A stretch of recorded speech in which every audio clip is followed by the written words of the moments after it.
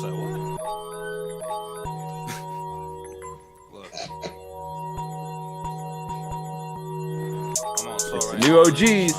The New OGs is a State Madison Entertainment production and is brought to you by Solar Masters. Look, Illinois is changing how people get their electricity, and Solar Masters is helping homeowners in Illinois take advantage of a program that lets them get solar power at no cost.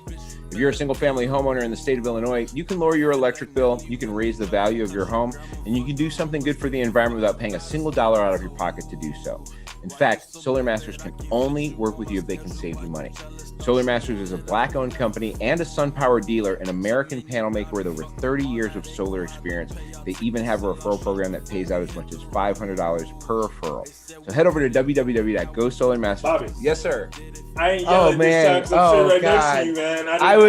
I've been bracing since the start of this episode because we smoked new weed before it started. Here's the thing, new weed, I'm kind of chill right now, and I want to do it real straight, man. I'm not gonna do any kind of crazy things this time. Sure. No accents. I just want to run it back down for the people that they can save money on their bill every month. When it comes to the bill, they'll save money every month. That's the only way it works. We're gonna do something good for the environment, which we really need to start doing as a community. I mean, I think even the Republicans are agreeing that it looks like that. It looks like that. Which is fine. And the best part about this is referring people, whether you can do this or not. If you refer people who can, you can get $500. Yeah, even if you don't own a home, if you don't have a roof, you can refer people and you will get paid $500 for everyone. I swear that is better than any excuse the FBI has for not investigating 4,500 inquiries into Brett Kavanaugh. That is better than that by a long shot.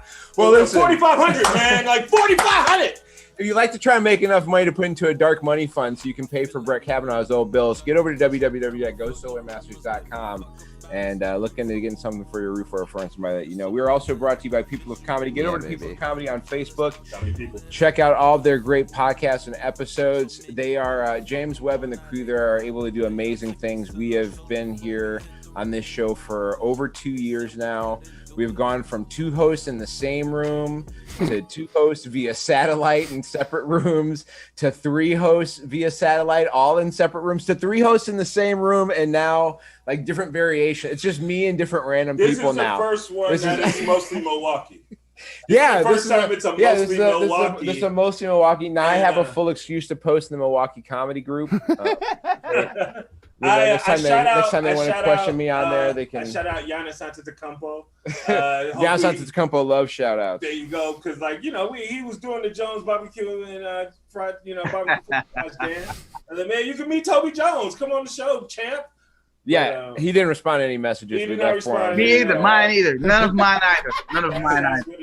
Now I know how to send people shit. You're just like, I don't know. Did I share a message with him? Who knows? It was on Snap Talk. We got it all. Man, I don't want to check, man. You put that Chick-fil-A chick on to 150,000 people. Just if he just stopped by and just give us 35,000, we'll be cool. Fans, not money. Yeah, it's good to be here. It's nice to have you here in the home. We were talking about this earlier.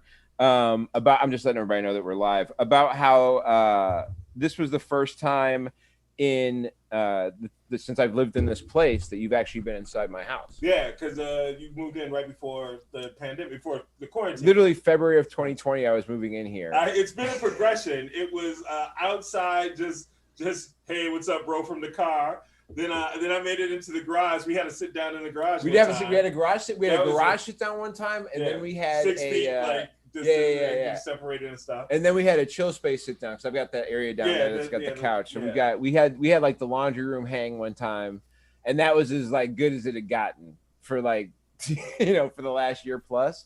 What's that movie with Owen Wilson where he's like the friend that crashes after they get married and stuff? Oh, what about is it Marley and Me? Nah, he was like the best friend. Yeah. I forget what that movie's called. I don't know. I don't have.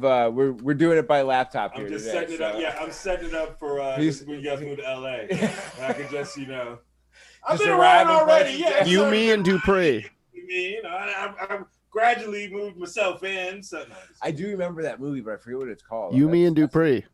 What? Oh yeah, You, Me, and Dupree. You, Me, and Dupree. Yes. Because, I don't know how I could possibly ever forget that movie because shout out to the homie Rob. Rob Lowe, shout out. I actually did that at his wedding. Like long story short, I had to buy a ticket last minute to fly to the Bahamas, and I got there like the morning of we were supposed to be there like 2 days early for rehearsal dinner and all that shit. I got there, the night of the rehearsal dinner. I got there at the last second, like got off the plane and like ran to the beach. Breathing hard and shit. I have crashed some weddings for sure. I definitely should have at some weddings for somebody like the night before at the party that everybody like all of a sudden people from the bridal party showed up and they're just like, you should come tomorrow. And I was like, all right, bitch. Hey, dude. If you significantly try to tell me that the person you're walking down the aisle with is just who you got paired with, and then you tell me I should come, I'm showing up to that wedding. You know what I mean? Like, I'm gonna be at some part of the events going on. Got it. I got the weird thing about I got the craziest crash of wedding story ever. When Curtis from the Laugh Factory, he got married at the Laugh Factory, and so I had gotten contact with him that day. I was like, man, I probably got a couple of checks at Curtis, so I sent him a message. Because it don't be that much. So you're like, all right, well, I don't care. But I'm like, well, wait a minute. It's getting to be a little bit of money. Let me see what they got over there, right? And so I sent him a message. And then he didn't respond. Now, he always responds every time I send him a message. So I was like, well, he must be busy. So I ain't think shit of it. I get to the Laugh Factory. I'm like, motherfucker, go see me. I'm going in this bitch. And I get to the Laugh Factory, and it's like well-dressed white people everywhere. And they're in trolleys and shit, and it's a big ass sign on the Laugh Factory saying congratulations and shit. I was like, oh shit. You know what the most fucked up thing is? I was with him when this happened. I drove him there, right? That nigga still came out with his checks. After all that, at the wedding, he's like, hey, Malcolm's offered everything, my man. Can I get my bread? Hold on. I got the keys to the safe. Hey, Dig. So before, he didn't come in. He didn't see none of this shit. Nigga, it was like a bull in a china shop. Because now that I'm in here, I'm like, well, shit. I want to say congratulations and stuff this shit. So I walk in there and shit, and then people started to look at me like, is that Rob Hines? I'm like, oh. That's the first time I actually realized, like, maybe I am a big deal. What the fuck is this shit? And then when I get inside, when I finally get in there where he is, he looks at me and he goes, I was like, oh man, I am so sorry. I didn't know this was your wedding day. Congratulations. And he goes, yeah, Rob, that's why I didn't respond. Then he goes back to posting and shit. I was like, God damn. I just felt like the biggest Jerry the Jackass ever. He just sent a nigga an invite, maybe you.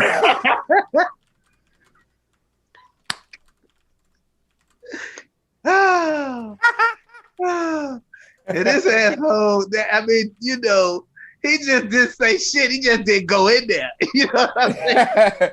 So you found somebody to locate. You found his best man was probably one of the managers. This is pulling the best man. It was Martin. Hey, honestly, well, here's what happens. Here's what happens back when those two guys were working together is like something would happen where like Curtis would be in the middle of taking care of like 17 problems that were going on, and Morton would be like 3 feet away from Curtis, but like not necessarily looking at what was happening. And Curtis would walk away, and Morton would slide over and be like, "You need me to grab some checks for you?" And like that's the type of shit that like that's how Brian is with shit. Is just like. Like he just arrive after Curtis would disappear, telling you some shit wasn't gonna happen, and be like, "All right, I can take care of X, Y, and Z for you right now." And he's like, "All right, man, let's go." Shit. He's just like, "All right, boom." Hey, man, this is the funny shit though. By the time I walked out the showroom, when I got to the little hostess stand, they was handing me checks. I went in there like, "Oh my God, I'm so sorry." And when I came back out, they gave me the checks. They were ready for you by then. They were ready for you by then, man. Yeah, those were the good old days where we were out and about and doing stuff. We literally just had gotten into being like out in the world again.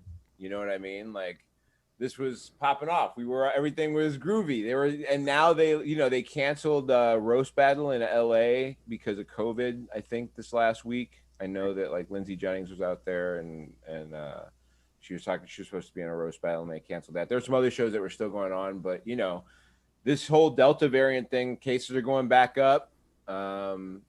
Cases are going back up, and probably the biggest thing about it is two things. One, if you are fully vaccinated, you still have the ability to pass it on. Right. And not only do you have the ability to pass it on, apparently you have as much of the virus in your, I forgot what it's called when you cough out. There's a word for it, but as much of that shit comes out as if you were like a fully infected person, even if you're completely fine, which was not the case before at all. And with regular COVID, that's why we could go maskless, because if with the vaccine, the regular variant of the COVID, you were not spewing, whatever the term is. Yeah, you were not ejecting as much of the virus, and with the Delta variant, you are. What's spew? There's a word better than spew. Yeah. Spew is kind of a gross version. Mouth ejaculation. Dude, I swear to God, the comedy side of my brain kept saying ejaculate. It's like, it's not ejaculate. It's something like, I can't think of it, but whatever the when word you spit is. your mouth jizz into the air.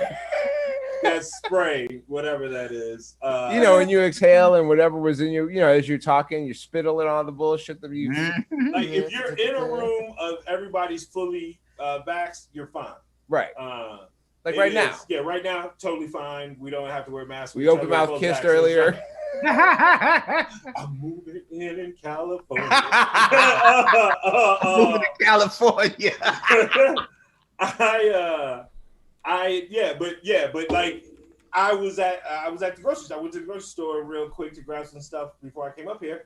Wore a mask because I don't know what the fuck's in the grocery store. I don't know what the hell's going on. Yeah, I've gone back to masks in the grocery store. I had stopped at one point. I was like, everybody good. Only people getting sick are people who haven't gotten vaccinated. And like, it wasn't like, I don't want anybody to die, but I was happy that vaccinated people were not the ones getting sick. I don't know what to tell you. What I was supposed to tell you, dog. I don't know. There's not a nicer way to put it. You know what I mean? Like, yeah, absolutely. There are people that, I wish would just go get vaccinated who are struggling with whatever their issues are to not do that. But like, hey, man, for a minute, it was all chill. It was great for a minute. It was so groovy, dude. Like, I was really, really feeling it. Like, I'm mad that they got to put the mask back on.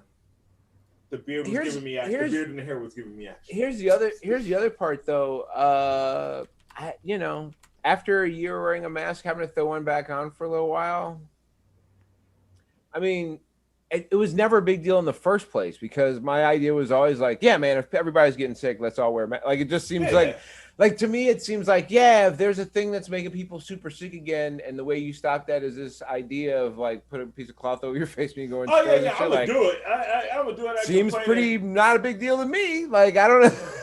I ain't complaining about the safety part of it. I'm complaining about that these motherfuckers refuse to get vaccinated, and now we got it. Like, right. They don't understand that the variant existing period is because people are getting, they're still showing people who are talking about people who are going into their incubator being like, can I get the vaccine now? Yeah. Which is not supposed to be funny, but I can't help but giggle a little at the concept of it because it's like, here's the difficulty is being a human being. It is so hard to come to terms with the fact that some human beings are just not getting it. Yeah. Because then you have to admit that like there's a capability that we could be this like low brow, right? Like the depths could be lower than we'd ever thought they were. Yeah. And that's not appealing when you're trying to keep living. Yeah, that's a very beautiful way of saying stupid.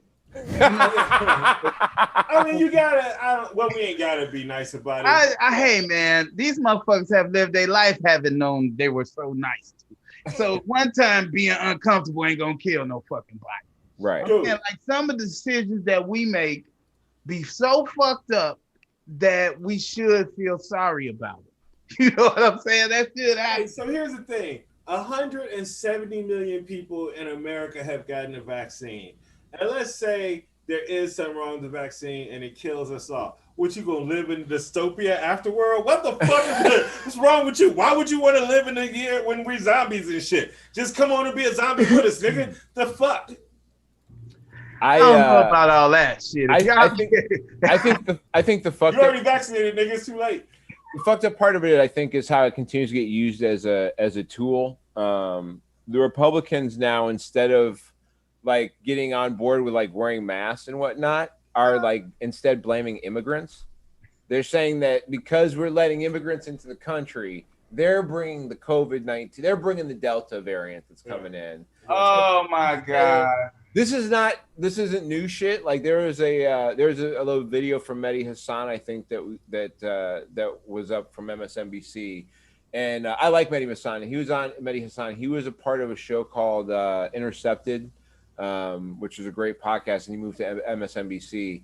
And he, talks about how in the 1880s this was done before. They locked out Asians because there was some illness going around there, claiming it was the Asians that were spreading it. They were, it's just like, this is a repeated thing of like, instead of doing the thing that's medically a smart decision, you know what I mean? Like, no, we got to find a way to turn this into a political battle over a culture situation, so we can, It's a little bit more than politics. Yes, it is. Some of this shit is based in Christianity.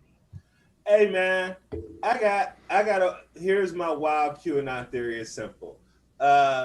These motherfuckers they keep pushing a fight. They keep picking a fight to make Joe Biden do some quote unquote mandatory type shit, like to pull some quarantine or lockdown type shit. They keep pushing it to make that shit happen because they want that shit to happen. So Texas has a reason to succeed from the union and start a civil war. That's my crazy conspiracy.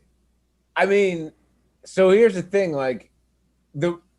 I don't know how much anybody would try and pull together to make that happen, but what's the only thing I would say is like that's not beyond the potential of something that could just end up happening, right? So, like if Texas tried to secede, that would definitely. Texas has the right in their constitution. Right. Texas has the ability to secede. That's why they're the Lone Star. They fly their flag at some height. So here's the second part of it. The reason why it starts a civil war. Texas ceding is automatically an act of war because they have military bases and shit that belong to us. They have a bunch of shit that belong to us. We're not just gonna fucking let them have it just because they decide they don't want to be part of it anymore. So that's an automatic act of war. That's an automatic act of war. Southern states that's why they're trying to move to be able to change all the fucking voting shit, because if they keep a Republican Congress in each state, they can change the laws to be whatever the fuck they want, and they can pull another fucking civil war, the same thing the Confederates did. And then what are we gonna be doing? You know what I mean? We're gonna be, what are we? I gotta go to war now. And then these video game skills gonna come in handy because I'm gonna be a drone. I'm gonna be a drone operator. Be fucking. They're wiping the fuck out Texans. Hey, this nigga just said he's gonna be slaughtering Texans from the crib, dog. He's gonna be. This nigga will not leave. Video game that will come to fucking. This nigga said, I was like, I won't even have to leave Naperville, goddammit. I will sit in my crib. And Ace, he's like, I'm just gonna blow Texans out of the sky with my drone pilot skills. Star Wars Call of Duty, nigga. Wars is about to be the drone wars. Hey man, first of all, let's just concede that none of us will be going to war unless they come into our neighborhood. That's number one. You are too goddamn old for them to choose us for shit. Because I know these motherfuckers. My thumb is young. Yeah. I'm saying though, even if, because at some point or another, you might have to put them sticks down and pick up, go after some motherfuckers. And the likelihood of you winning is better if that dude is young. Yo, that's where the guns come in. That's when we just have to. No, man. I got guns for the rest, man. I'm 100% chair force, homie.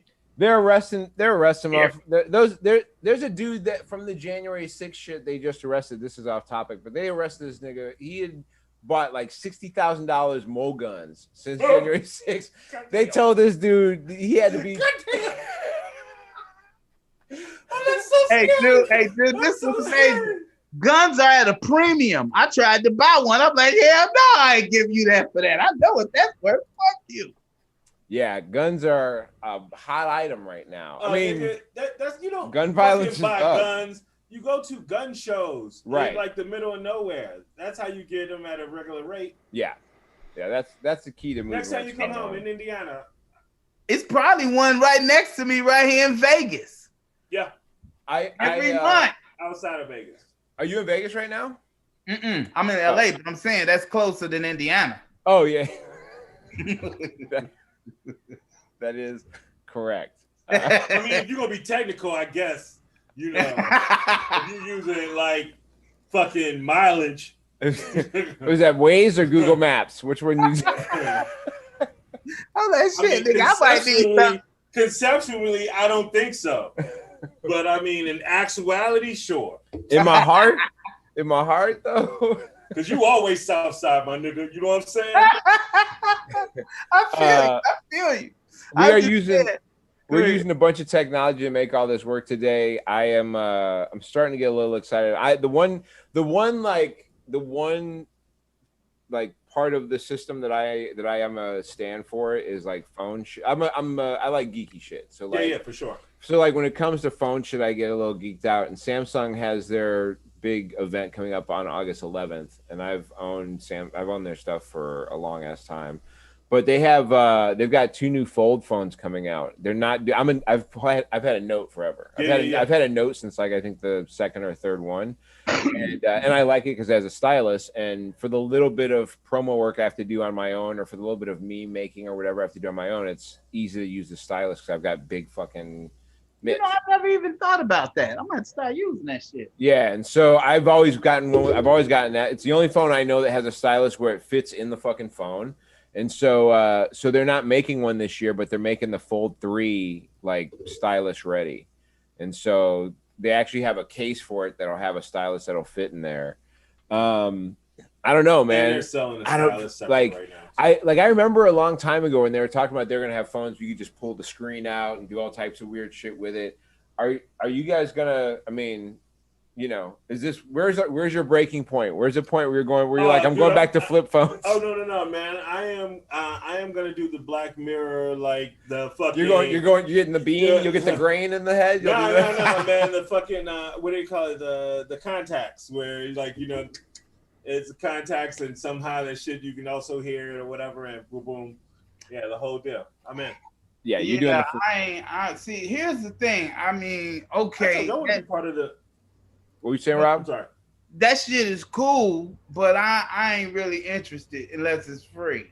You see what I'm saying? What time for? I was thinking about the other day because I was thinking about what I pay for my phone on a monthly basis, and I was like, I was thinking back to it because I've never just bought a phone outright. I've always just gotten because I like to get because the apps usually are set to run on whatever the fastest processing phone is. Like whatever phone I get, it's always been one that can process shit, so I don't have to be frustrated. That's why I pay to not be frustrated. That's my whole thing.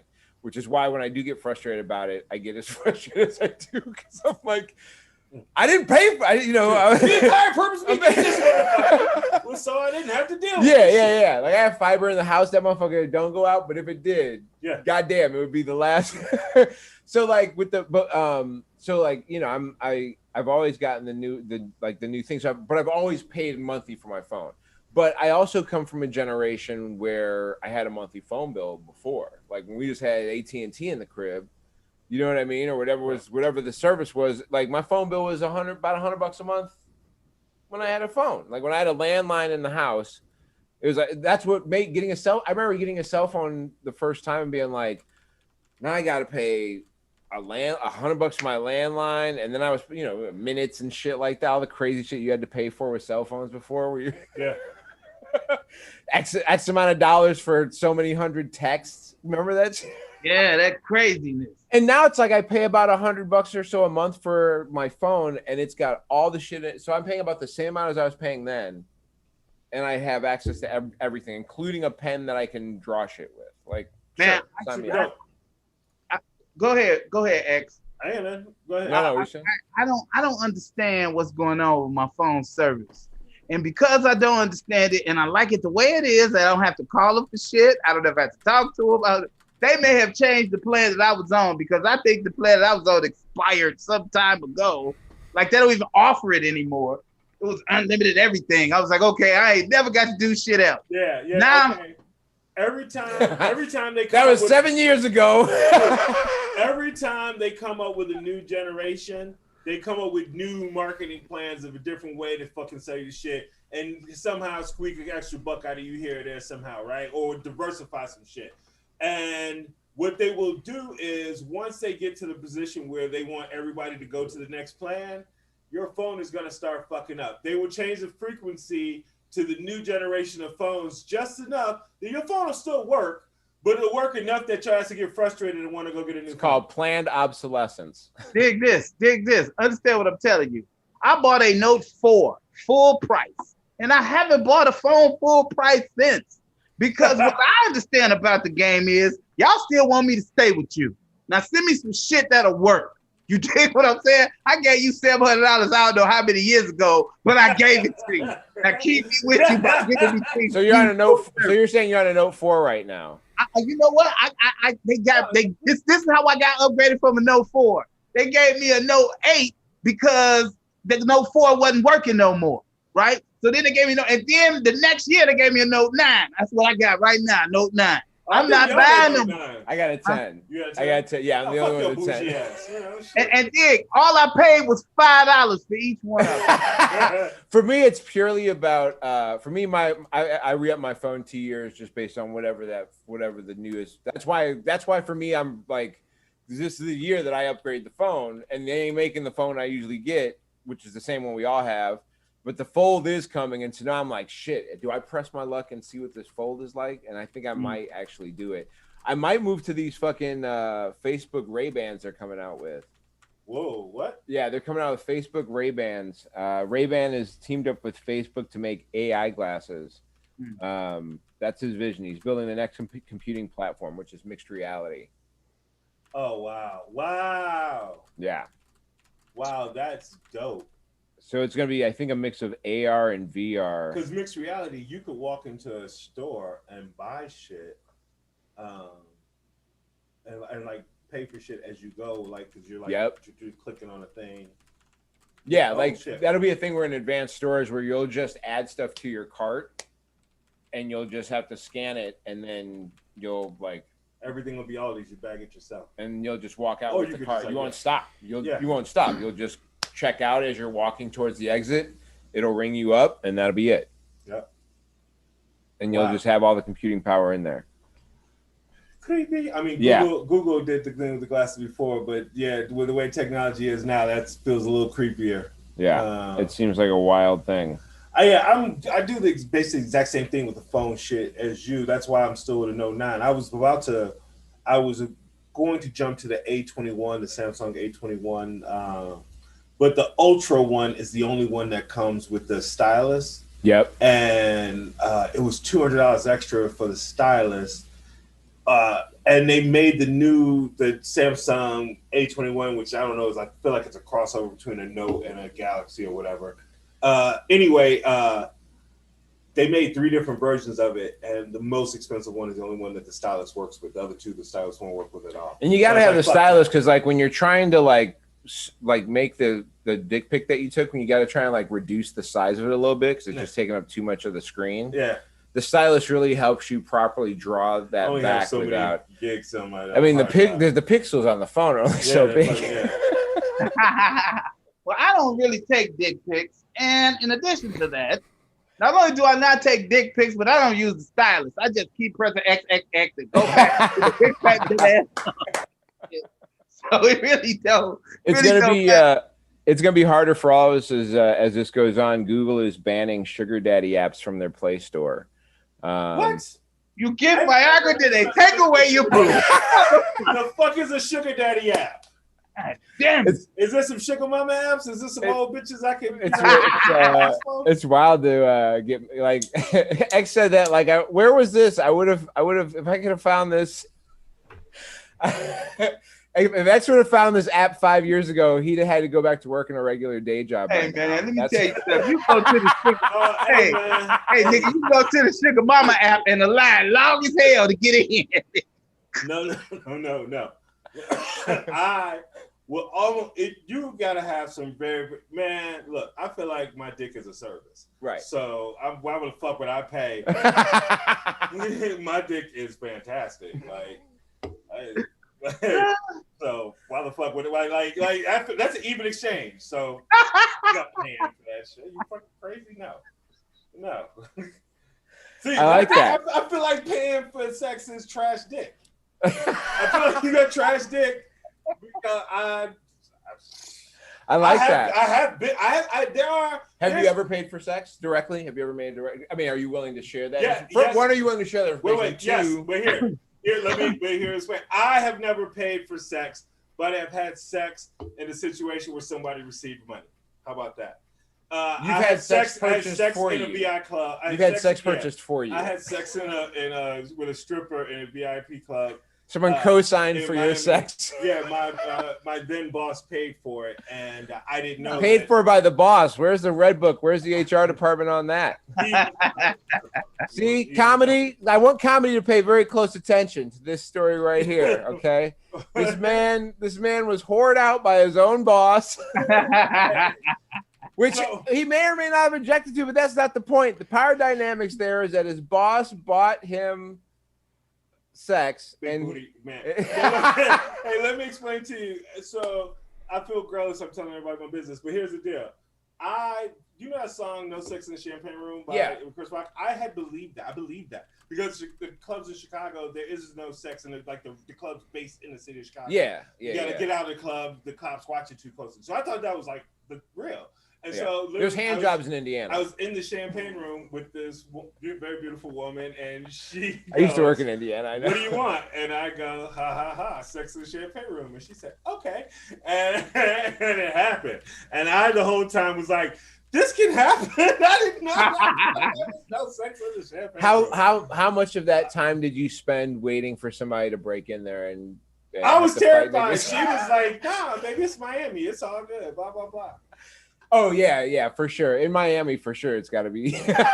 Yeah, man, that's my first time ever seeing real decadence. As a young man, I was on tour. I was with Evan Lionel. Evan Lionel is one of the coldest players you ever gonna want to meet. I'm saying, like, this dude does amazing things. Like, I give y'all get down, y'all do your thing, but Evan, that nigga's a general officer and getting down. You dig what I'm saying? That motherfucker, he don't fuck around. And so we go down to Miami, and it was this dude, Marvin Dixon. Marvin Dixon was the dude that was on Def Jam that took his pants off. Wait a second, before you continue with the story, is Marvin Dixon gonna sue us at the end of this story? Yeah, is there? Are you telling Def Jam? Why can't I tell him? Everybody knows. That's how I'm describing him. Is he was? No, I just mean, like, are you gonna go deep enough into a detail that maybe? Oh no, it ain't nothing like that. Okay. But we were at Marvin's club. We was at Marvin's joint. Oh, okay. And then he's just fucking the bitch in the ass right in front of everybody. No, hell no, nothing like that. Nothing like that. But he was there. It was his joint that we were there for. And so this was like my second time going on the road ever. And you remember when they had Value Jet? This nigga that bought us Value Jet tickets and shit. Yes. We get there, they done ate up niggas on alligators and shit. I'm on this plane, like, I'm scared as hell. We get there, man. And we doing Marvin's spot. And then we go to this place called the Rolex Club. Where nobody had one. My God, man, when we walked through the door, the lady that collected my money was booty, ass, butt naked. And then when I walked into the room, it was amazing. It was a dude. And at the time I'm thinking, where these niggas getting all this money, right? Not realizing I'm in Miami. So, dude, it was this one dude had 3 strippers, one in front and 2 on each side, and they were just shaking and jiggling and shit, and he was just paying them with 20s. I was like, damn, these motherfuckers in Chicago need to step up their game. Hey, strip clubs in the South are a very, very different thing. If you only been to strip clubs, even if you've been to Indiana or the suburbs of Chicago, like Arnie's and all that stuff. Arnie's and stuff on the south suburbs, they get down, but there's places in the South, in Memphis, Atlanta, and Miami that are legendary. King of Diamonds in Atlanta, legendary. Yeah. Magic Miami's City. got so much coke money that they for sure can pull in, all Coke types money, just regular, financial crime. stolen from poor people, black people money. Also that. Athletic money. There's a lot of athletes that live down in Miami. There's money every which way in Miami. Back then, there was another club that was like the black version of, well, it was all black folk, but it was two really high clubs, and the first one was the Rolex. We went to the Rolex and it was closed for some reason, and then we went to the second best club. This wasn't the best one. This was the second best one, and I had never seen, smelled, or experienced such decadence in my entire life. It was insane. That's amazing. Yeah. So, for us, no sugar daddy action. It won't be in the Play Store. So that's out for that.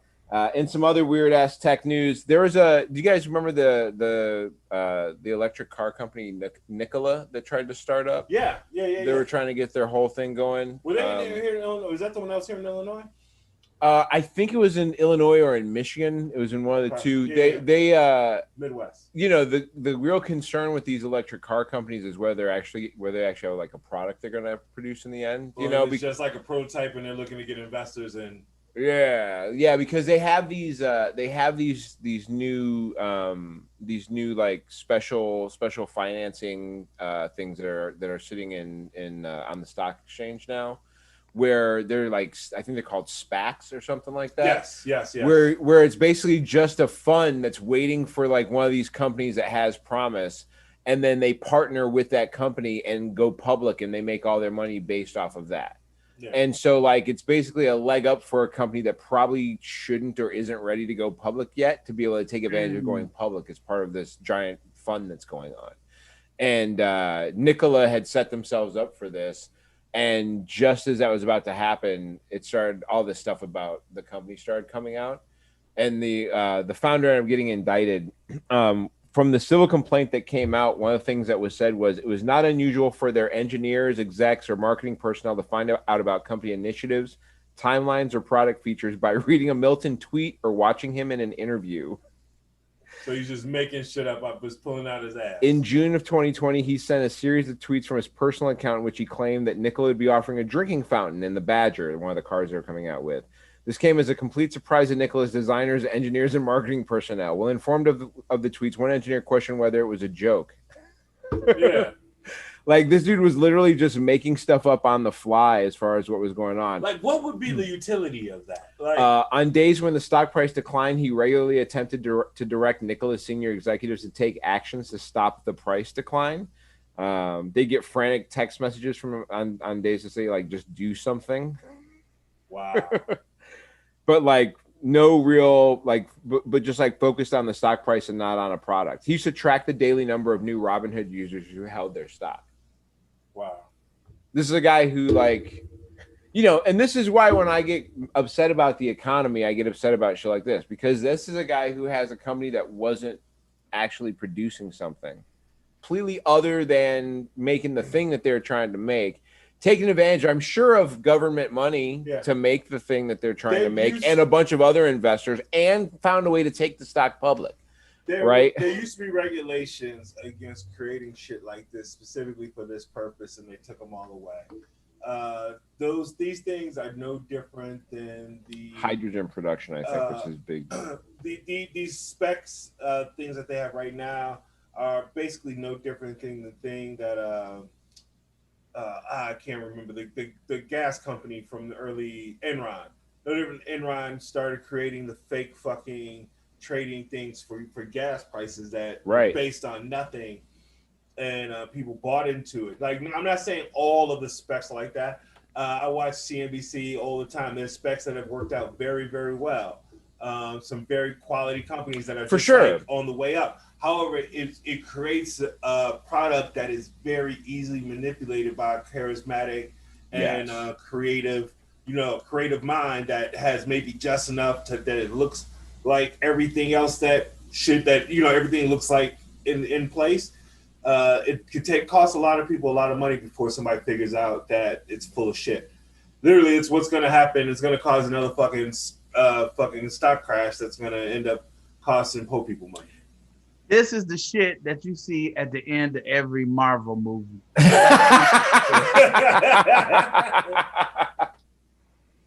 Yep. Somebody says, "Oh, fuck that small detail. Let's keep selling shit." And then out comes a monster. Yeah, I mean that's it only takes so many of those not working, right? Like at some point you're like, oh shit, we have too many other people, like, because the problem is when those go right the first few times, right? Like you said, they do some, and you're right. Like some companies just need the cash infusion that comes from being able to go public earlier than they probably should to be able to like actually make it. And they got the right people and the right. But then once that works a few times, then all of a sudden you got some dudes going around the country selling seminars on how to start your own SPAC. And like, then you got some other guy who teaches guys how to rope other executives in. Now he's got a call center and those guys are all calling people. And now what was a small thing becomes this thing where there's like a bunch of bullshit involved in it. What everybody doesn't get, like for every Steve Jobs type motherfucker, there's a Steve Homeless. Yeah. There's a Steve Jobless. For every Steve Jobs, there's a Tim Jobless. God damn it! Steven Scammer. like these motherfuckers, like and not necessarily scammer, but just like that I'm just gonna say some shit and then the engineers are gonna come up with it. Doesn't always work. It just doesn't. It's like, it's funny. There's a Bob's Burgers episode where Linda meets this friend of hers who sells essential oils, right? Mm. And she goes to this party to see it, and she's like, "Wow, you're amazing. These oils are." She's into it, and the chick is like, "You could sell these too." And she goes, and it's not working. And what she realizes is like, sure, the oils are fine, but it's also the person who's pitching the shit, right? Yeah. Like. Sometimes there's only so many people who can hit a baseball 500 feet. Exactly. You know what I mean? Like, and when you're talking about trying to deal with a level of financial situation at this magnitude of this severity of what happens if it doesn't go well, there may only be, it's not that it's a thing that is good or bad one way or the other, but the reality is there's probably only so many people that can actually like really see what's worth and what's not worth the time and investment into what's going on. Yep. You know, managing it properly. One of those things that it's just like, you know how like every sitcom is the person that tells a small line and it snowballs into some bigger shit. That in that environment is very easy to happen because obviously these are people with huge egos and the pressure of getting shit done. They tell a little lie and maybe it works out, or if it doesn't work out, but if nobody finds out, no big deal. But then there's always the follow up. There's always the shit.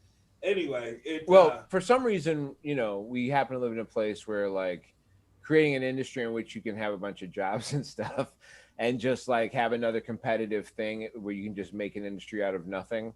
And then like have jobs and do that whole thing and like create that whole, like the whole market for that whole realm. Like we live in a place where that's a thing that can happen without a whole lot of like watching to prevent anything bad from happening. No, because you know what I mean? Like I remember when I worked in the loan industry. I worked for Countrywide and AmeriQuest at exactly the time you think I probably shouldn't have been working there. But then right after that, I went to work for loan modification companies that were all that like nobody was paying. Like I worked for two that both ended up shutting down, and they ended up shutting down because at some point someone was like, you know, we should probably see what kind of rules they're following, if any. There are no rules to loan modification when they first started. It was just a thing somebody made up. Some lawyers got together when everybody's loans started tanking in 2008 and were like, well, they negotiated on behalf, like they had loan issues. They negotiated with the bank, got a loan modification. They were like, shit, that worked for us. We could probably teach some other people how to do that. So they went to some other lawyers and were like, modify loans. And then an industry starts, right? But only so many people are good at doing that process. At some point, I'm calling you up who's never owned a home. And I'm talking to some. I mean, I remember I talked to doctors that were making 83 grand a month, but had $110,000 in bills because they're home, and they lost patients because somebody's healthcare got taken away because of whatever. Like They lost their that was job what was because going on in shit 2009, homie. You Yeah. know what I mean? Like, Mm. and industries just take advantage of these things that are going on, and so the vaporware is a weird thing to be aware of. But that's the American way. What we've been fighting in terms of some things with the American way has been accepting some of the mental health that people have to deal with. Simone Biles has left the Olympics. She stepped away, which was an interesting contrast in responses. I thought Yeah. I mean, not surprised at all by the responses that we got, but an The interesting people- contrast nevertheless. Right? Anybody saying Yeah, right back. anything about Simone Biles, I'll simply say this. Simone Biles is so cold at what the fuck she does that she does things so difficult that the only person in the world that can do it is Simone fucking Biles. And you got to take on like her and her thing. Like, nah, you don't get to tell Batman which weapon he should have used on the Joker. It's the coldest motherfucker at this shit. Obviously, Heat vision against Superman. I mean, geez. yeah, you know what I'm saying. You don't get to fucking question her. Like, obviously, and when I found out that the twisties was a thing, because I didn't know that was a thing. Like, it's the yips for gymnasts. Yeah, that's terrifying. The first thing before they were reporting it, the first thought that I had about the twists were, wait a second, you get lost in the air, you could die. like that's like these things are doing twists and flips, 4 or 5 feet off the ground. Like, you could die if you know where the fuck you're at. Yeah, don't jump. Don't. How about you don't do that? Okay, yeah. So one thing for sure, the idea of like the idea that the thing that they are doing is throwing themselves in the air in a way in which most 90% of the people on the planet will never I've never done a backflip. I have fallen over backwards. I have done a backward somersault. I have cartwheeled. I've done a round off. I can do a round off. I can do a somersault most of the time pretty good. But like I've never tried to do a backflip because I don't want to land on my neck. I'm going to land on my neck and fuck my shit up. That's what I see happening when I do a backflip. The only time I ever flipped in my life was when a guard pulling from the other side hit me, cut me low. Yeah. I forward flipped. Yeah. I got tackled. I've like forward flipped from a tackle, but like I've never been on my own and been like, you know what I'm going to do? Oh, yeah. I'm going to hurl my body over itself for some. Never was me. That was not my thing. Not a thing I'm seeking out doing. So like the idea that somebody could start that process and then be like, what the fuck is going on? Sounds real. That's why I don't do it. It totally makes sense. Yeah, 100%. Without ever It's 100% having done it, why I don't do it. Without ever having done it, that's exactly what I feel like would happen. Like, I feel like, oh my God, what's happening? And then, like, fuck it up. So, yeah. It is the most relatable Simone Biles has ever felt to me. Yeah, you know what I mean? Yeah, like, oh shit, you got confused in the sky and you don't want to do that? Done. Got it. I totally feel you. It completely makes sense. I wouldn't do that either. Like, the fuck? And like, I think that what it just tells me is what sports always tells me, and why I'm starting to be disillusioned with it. Why I'm starting to lose my interest. I'm following the Lakers really hard, and I do follow. I follow the Lakers, but outside of that, I stopped really messing with sports too much, and that's because if you don't feel like working that day, these people will try to say you are selfish. Motherfucker, how many gold medals did this young lady give you bitches? Every time, like for me, every time I try to enjoy it, something happens in the background that makes me go, yeah, I can't keep supporting this. Well, there's a back end to sports that is built into the same type of bravado that we put into a lot of things that we deal with here. And this idea that, which again, here we are, Gen X people who are relating more to the youth culture concept, right? Like, I agree. I played sports, and there is an element to pushing through some trials and tribulations. But that is not the same as for sure getting in the air and realizing you don't know where the fuck you are. Or, how about Michael Jordan's situation, right? This nigga walked away from basketball. Do you think he did that because his emotions were right in check? You know what I mean? Like, think he was in a good space. Think he was in a great space then when he did that. And he said all that old bullshit about I want to be. And I was very sad, right? With my Like, it was- family. He said all that bullshit about I want to be with my family, and then would have struck out a bunch of times. I was 17. If there was ever a time to, and living in Chicago, if there was ever a time to be like, I don't know whatever generation you're in, whether it's a Kobe generation or whether it's the LeBron generation or whether it's the Magic generation, to be, 3 titles into your favorite player of all time who you've watched from a rookie, decide, and you're 17 and this guy goes, I'm going to quit basketball. And he for sure still has the ability. Like, I wanted to be angry, but also they killed his dad. Yeah. So I was like, man, I couldn't like. And then he had to deal with the fucking rumors that it was his fault that his dad got killed. The whole thing is like, that part is terrible. And to me, I almost didn't care. Like, to me, it doesn't matter why your dad gets killed. Right. You know what I mean? Like, I found at 17, I think I was able to find empathy for the situation and still be upset that, like, shit, man, I can't watch this dope ass dude play. But like, the ability to not understand that from a lot of people in this current generation, you know what I mean? Like, I know Michael Che got in trouble because he posted some shit, and he had some jokes that people felt went too far. He made some jokes about Simone Biles and Larry Nassar, the dude who was that molested the gymnast, and I'm not sure if you must have heard directly. I'm not 100% sure. I don't want to guess at anybody's sexual assault. I thought I read somewhere that she was a victim of, but I don't want to put on or claim, or I haven't read sometimes stories like that. I'm just like, when there's like throw out numbers, I'm like, what do I do? Read the names down so I can can put those to my memory. Like, I don't want that. It's sad and it's terrible, and there's empathy, and I read the basics, but like, I don't need to know the rundown of every single person who was or wasn't involved. I read the horrible, like, whatever the monster did. I do read that part because I want to know what this fucking piece of shit did, right? And so I can make sure I have the right degree of hate. Well, I try and read about characters. What's that? I have been in the presence of monsters. I talk about it in my special. Well, I don't know if Webb is waste. You should go check out Robert Hines' special. Lockdown. Right. Yeah, he's right there. So I talk about it in my special. It's called Lockdown. Yes. So yeah, I the thing is, like, I've been in the presence with people who have done things that would make your hair curl. And then they give reasons that are even more startling than the thing that they've done.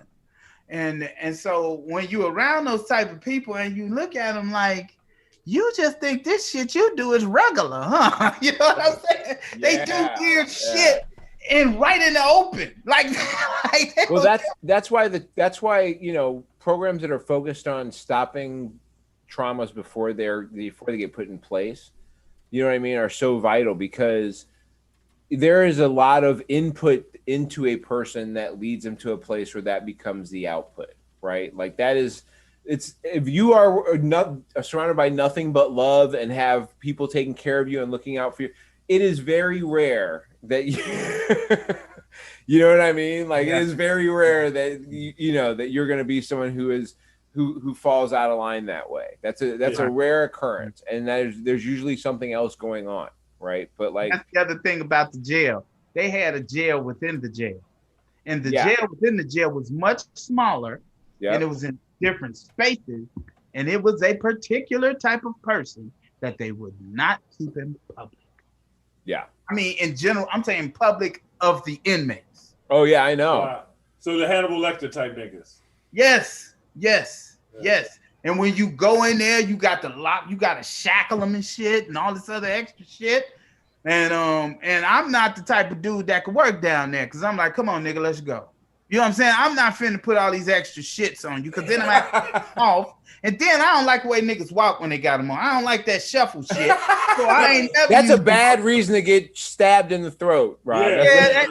Ain't nobody trying to stab me. That's the point. You know what I'm saying? When I go down there with these weird niggas. Yeah, you going off of motherfuckers that still have some of their social cues and conscience. I'm assuming the people down there, those might be the sociopaths that just, if they see a chance to kill you, they gonna kill you. They fucked up, but it's just weird. Like, you could tell when somebody, like, to me, it's always been like I could tell, like, oh no, this nigga's not having a good day. I'm moving on. You know what I'm saying? I'm not gonna let you out right now. I'm not gonna, you know what I'm saying?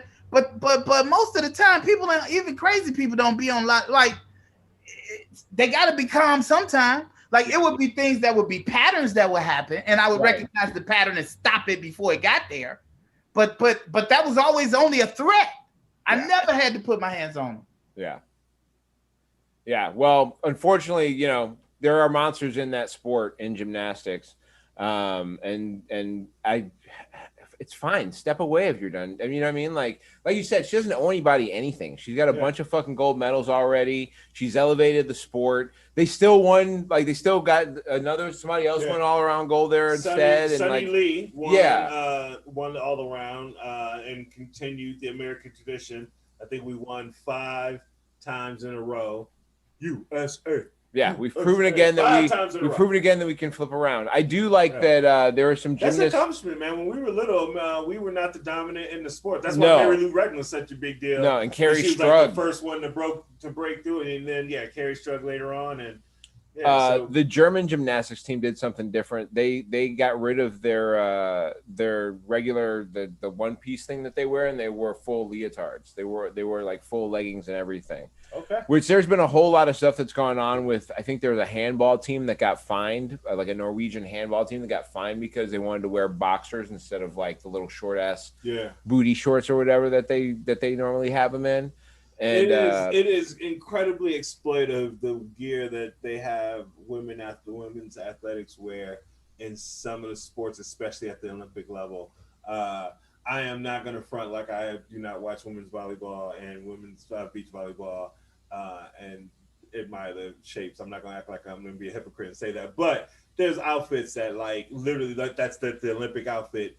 They didn't have to do that. Yeah, they could have did better than that. Well, I think I talked about this on the podcast before, that they did a study to find out like why women quit sports around the age of like 12 or 13, and one of the reasons is because of the types of uniforms they have to wear. A lot of times they wear white. The uniforms are white, and like women at 12 or 13 going through puberty are not going to take the chance of wearing a white fucking bottomed uniform. Yeah. That's just a dumb fucking so they'd rather quit than risk the embarrassment. That makes absolute sense. Yeah. At your most consciousness of your body, like at 12 or 13, women are doing nothing but being concerned about what is going on with their body, rightfully so. And the irregularity of what's going on and the judgment of it and how they are perceived by others. And like, you're going to be like, yeah, wear these white pants and go play volleyball. Like, fuck you, I quit. Yeah. Like I'm gonna go be in band where I can like sit down and wear maroon, you know, straight down the you know what I'm saying? It's a maroon polyester bottom. Yeah, right. That seems like a much better deal, man. You know what I mean? I'm gonna go be in drama where if I want to take a day off from being at the theater, I can go fucking home. You know, like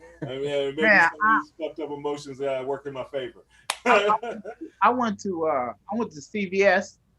And those girls didn't have to wear a whole lot of extra shit. Now they did have to wear tight shit, but the boys did too. You know what I mean? Like the boys were, you know, when you play baseball. Yeah, back then. I remember when I was in grade school, it was tight. When I got out of high school, that was the generation where it just opened up. We're getting there pretty soon. Oh, okay. Because I want to talk about tight shorts. Remember that the young motherfuckers coming up going back to tight shorts. Yeah. Well, so anyway, I would want to finish up this talk about the Olympics. One thing about the Olympics that I'm just not dealing with is like so much of it is on like Peacock and shit now. Yeah. Like all the good shit is on like this is the Olympics, nigga. Like, do you want to like I don't pay to watch nobody throw a javelin the rest of the time, right? Like. So in 3 months, if they got javelin on somewhere, if you told me I had to pay money to watch it, you can kiss my ass. I'm not. Wait a minute, you gotta pay for Peacock? Peacock is $5 a month. Yeah, it was free, but now it's $5 a month for those. Oh yeah, fuck which means I'm like, and all they put on the regular channel is like badminton and table tennis. Yeah. It's like a steady diet of like here's some shit that like. Basketball is the only sport that I would pay for ever. And even that, like, I wanted to get I got the VR glasses and wanted to get the VR, but I kept thinking, I don't want to pay for basketball. I pay for the N. I pay for the N fucking B fucking A. That's it. I pay for that. Yeah. That is the league that I pay to watch. I might I'm get not NBA paying. Africa if they get that going. The Olympic competition for me is not enough for me to invest money to just to watch. Like, and also, like, if your goal is getting people to watch your shit, why would you put the dope shit behind a paywall? Like, that's not. I can't see how their viewers. So you gotta know be what? at. I think internationally, it probably works because I think other countries care about like Americans like the Olympics because we win the most medals and shit. That's why the Winter Olympics never do as well because we don't do as well. Yeah, because the athletic population doesn't do winter sport. Hey man, that's the other. Yeah, there's not a lot of brothers running behind the luge, nigga. Not a lot of... to revisit that whole Simone Biles. What? To revisit that whole Simone Biles, like, hey, watch the medal count at the beginning of the Olympics, and then watch it after track and field and all that shit happened. Yeah. That's when they kick in. Right now, trying to whoop an ass. Like right now, hey, racism is in Japan like this right now, like the result of slavery is we're about to fuck you up on this track real quick. You want to see what happens when they breed us a particular way for about 400 years? Let's get ready for. So you telling me y'all done put out the girl? Look, this gonna fuck y'all up. Hey, the second chick gonna fuck y'all up too. Well, Rob, this would be me preparing. Oh, so you telling me that y'all done told the girl who hell on fire she can't win? Ain't no other motherfucker gonna win any that I'm competing in. Yeah, if you a coach of the U.S. track team, you telling the motherfuckers if you don't win, doing this for Shikari. If you don't win your race, you find your own way home, nigga. Hey. And I guarantee you can't take the 6th of Jeffrey. It's not gonna happen. They showcased something out there. Did you see the video of that robot shooting free throws and shooting 3-pointers? Man, yes. Did you? I thought it was it's a real thing. That's a real thing that happened. They had a robot. I don't know if we have I know I had the article for it. I don't know if the video is there, but this motherfucker straight up was just like canning them. Yeah. So here's the deal. He rolled backwards too. You see him. He was hitting. He hit some shit from the 3-point line, and then they just went and just rolled the fuck. Like he going back on court. What? And dropped to the half court line and just nailed another one. Hey, so that's what I'm talking about. That video game and shit. 20 years from now, there's gonna be drone teams of motherfuckers playing at home, controlling the players.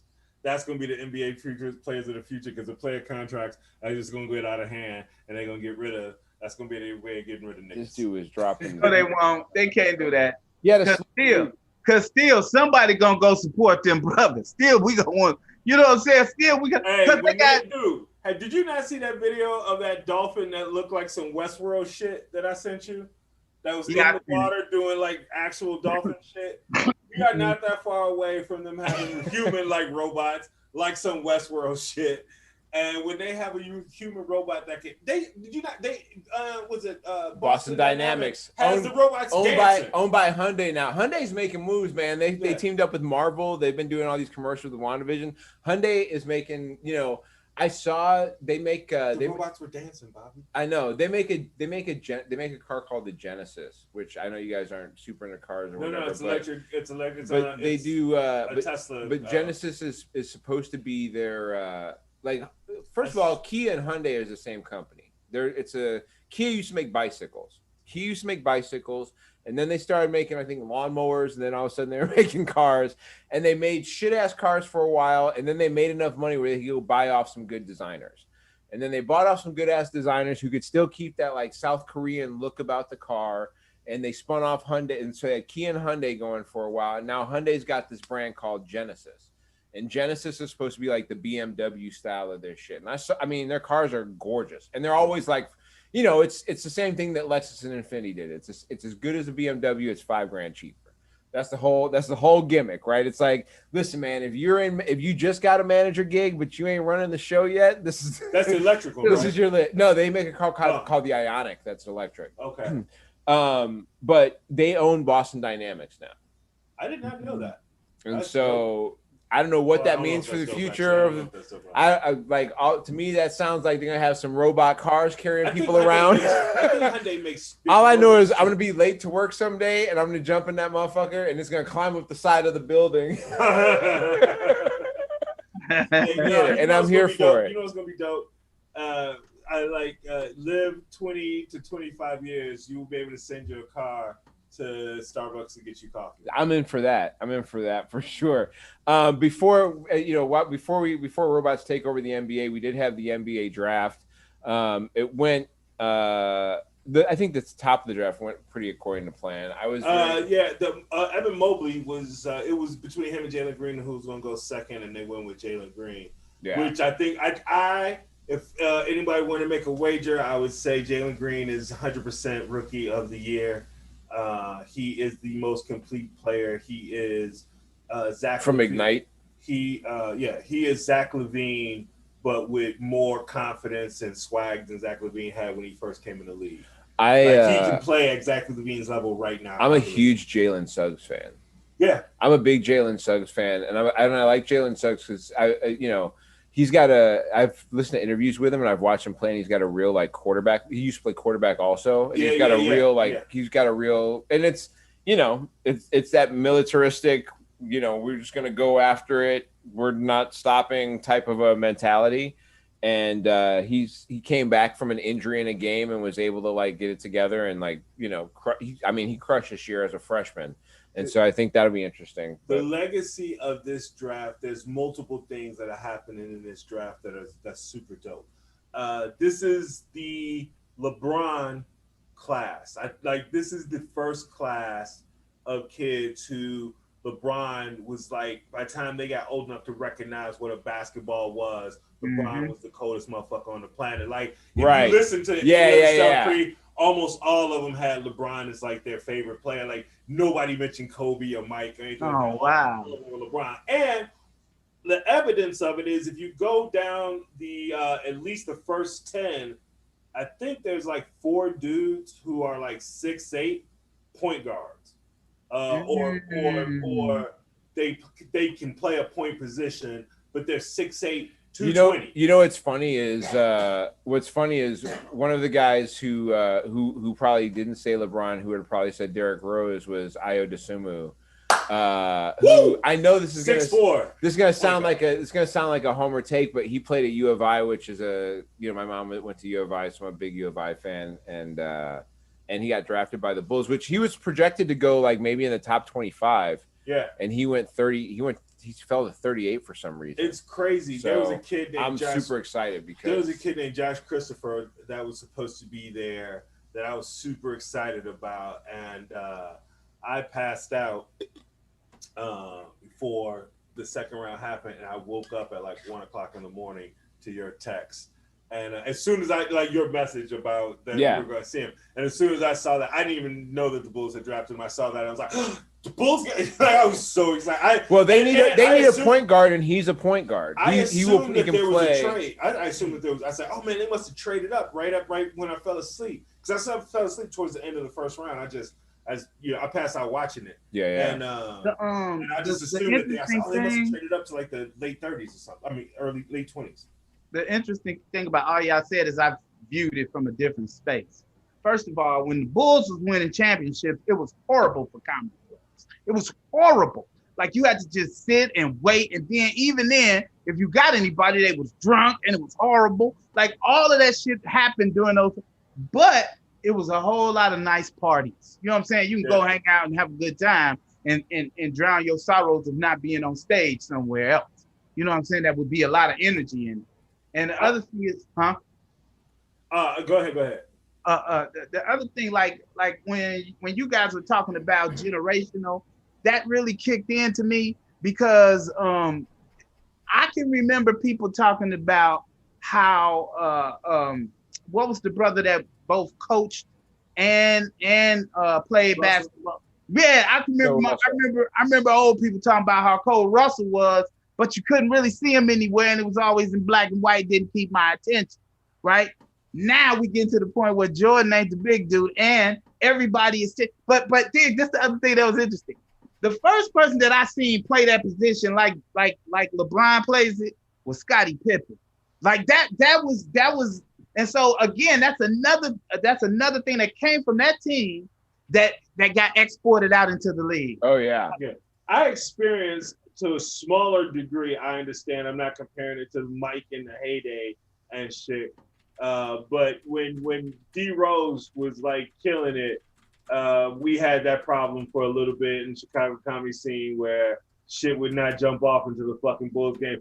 I did a show one time at a fucking strip club that they had. It was Bulls versus Miami Heat playoff, and they tried to have us tell jokes. Like, wait a second. Not even worth it. You want dog. the booties to stop shaking, and you want them to turn off the playoff game so I can tell some jokes. Nobody wants to hear this shit. That might be the fourth thing they want to have going on. Yeah. Yeah. And then we talked the owners into letting the girls do lap dances while we perform. so the motherfuckers wouldn't mute me. You know So you told jokes while women were out there, like, "Hey, Yeah. baby, you want to?" You hear the whole kind. You guys, Wow. The chicks trying to do setups, and they're like, "Hey, baby, you want to fucking go in the other room?" it worked out though, because I think the lap dances went longer. Like they kept getting motherfuckers to go longer. Right, because with songs, how do you Yeah. judge it? Normally, it's a 2 or 3 song dance, right? Like you just running long ass story bits.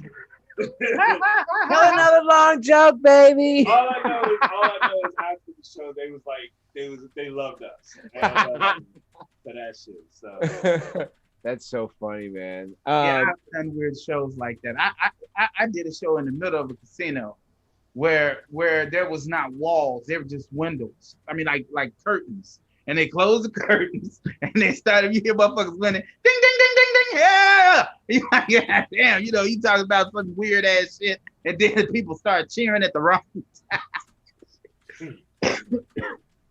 And some other crazy shit going on. We got a few more stories before we get out of here. Remember that guy Martin Shkreli, the weird farmer bro dude? The Wu-Tang He bought the Wu-Tang Clan made an album where they made only one copy, right? Dude, that was like some It's NFT a shit. wild ass. That was some NFT shit before NFT. It's like such a, and it's one of those things where I think a lot. I've heard that in music or entertainment before, right? Where someone's like, I'm going to film a movie and I'm only going to have one copy of it and I'll sell it to the highest bidder and whatever. Or I'll only make one album and we'll just make one. And they like fucking did it. They made the album. They'd already had this height of fame. They gotten through all this shit, all the solo projects, the TV shows, they get back together. They make this fucking album.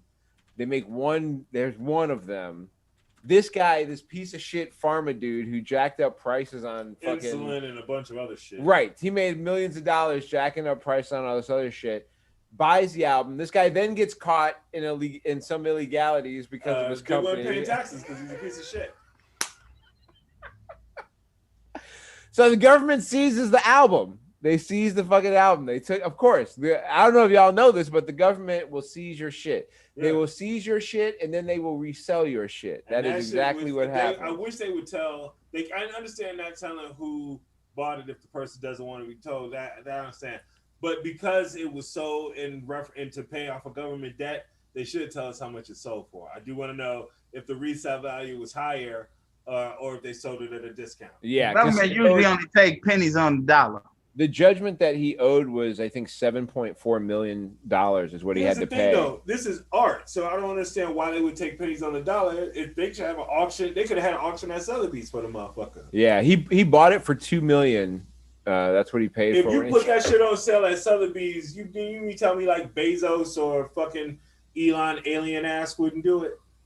Yeah, of course. He had, and the thing Shkreli actually got in trouble for, or that he had done, he jacked up the price on HIV medication. HIV medication. He jumped it up from $13 to like $750 a pill. Yeah, for no reason, just jacked it up and then made a boatload and then bought that Wu-Tang album and then they found out he didn't pay taxes. And then that was it. He got in trouble. So hang on. So I actually yesterday, I don't want to hijack the show, but I heard a very interesting I don't want to call it a conspiracy theory, but definitely a reason as to why he did what he did. And I just want to get it out there and see if it's believable or not, because it is money for the Wu-Tang Clan. That would be way cooler than what I'm about to say. But you had some like awesome fucking. Well, so you know how time goes by and we learn more about people and their motives. Right. I'm hoping, as a guy who likes to assume the best of people, even often to my own chagrin, that he actually did this for a good reason. Now, here's what I heard. I heard that this specific medication that he acquired and then jacked the price up of was actually doing more harm than good to the people using it. So he wanted to drive that medication out of the marketplace and replace it with a cheaper, safer alternative. I don't know if that's true, but it would be an interesting twist on the last. That's what his dad told. That's and my dad works for Martin Shkreli. No, so I was saying that's what Martin Shkreli's dad told the New York Times, which is where. Yeah. But that's I love a little bit of a play on reality. So that may in fact be what happened. But I don't know. Is that a story from somewhere? So hold on. Is there a source to the story? So the source it's a good friend of mine who is actually a like staunch liberal, and okay.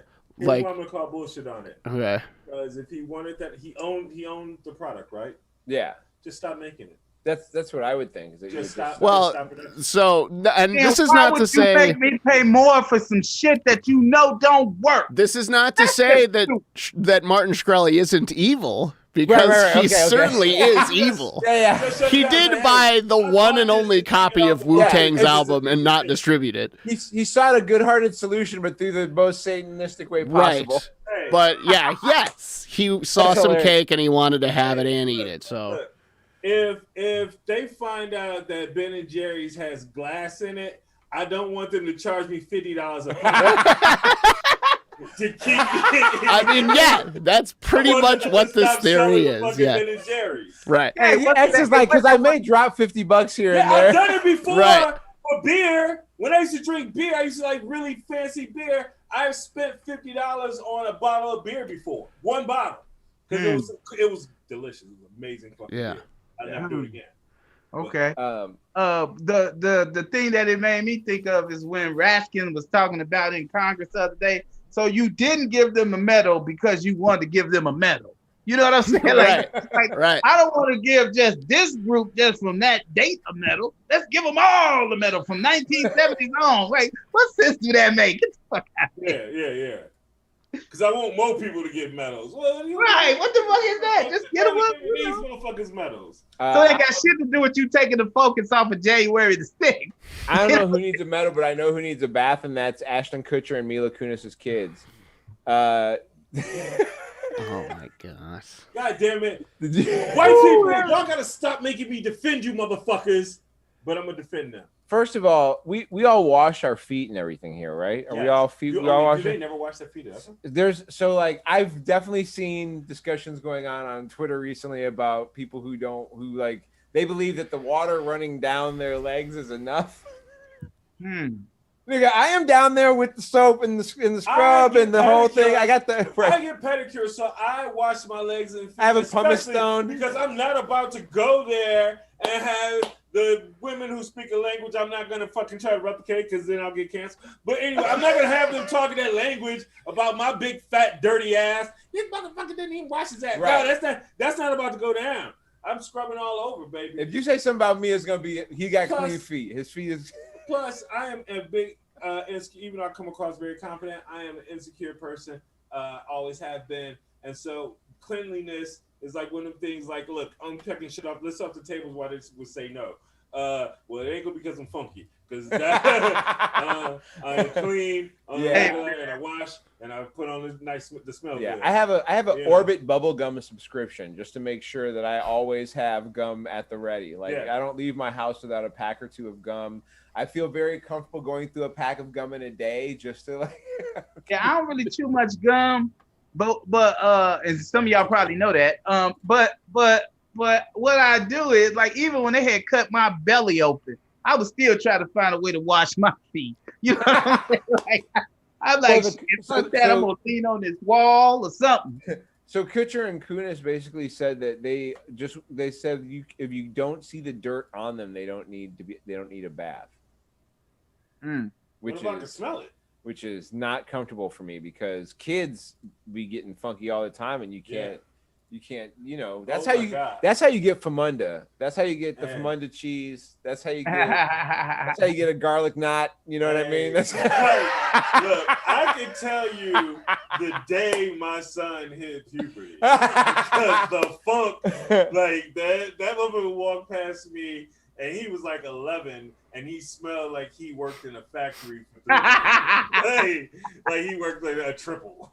I will say this though, it is slightly rewarding when people that are super hot like Ashton Kutcher and Mila Kunis do something that is super gross. You can be like, oh, cool.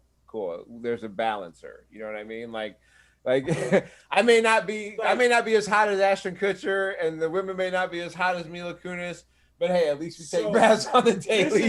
This is where I would say when I said white people don't make me defend you, but this is the defense that I would get that I will admit about myself.